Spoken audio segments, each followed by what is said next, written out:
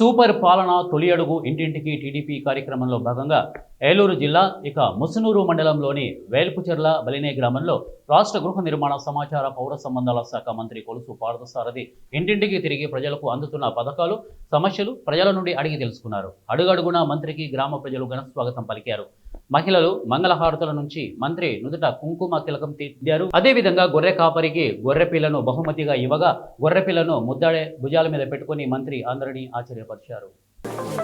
కొనడానికి ప్రభుత్వం మొన్ననే నేనే ఓపెన్ చేశాను.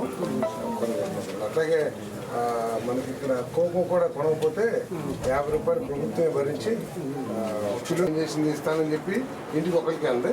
మనం మాత్రం ఇంట్లో ఎంతమంది పిల్లలు ఉంటే అంతమంది పిల్లలకి తల్లికి వందనం ఇస్తున్నాం. పిల్లలు ఏం చదువుకుంటారు, మనవాళ్ళు ఏమైనా చదువుకుంటారు, వాళ్ళకి తల్లికి వందనం వచ్చిందా?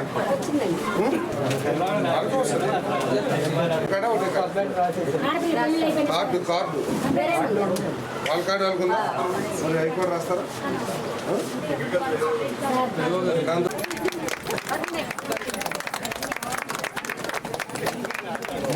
అందరికీ నమస్కారం.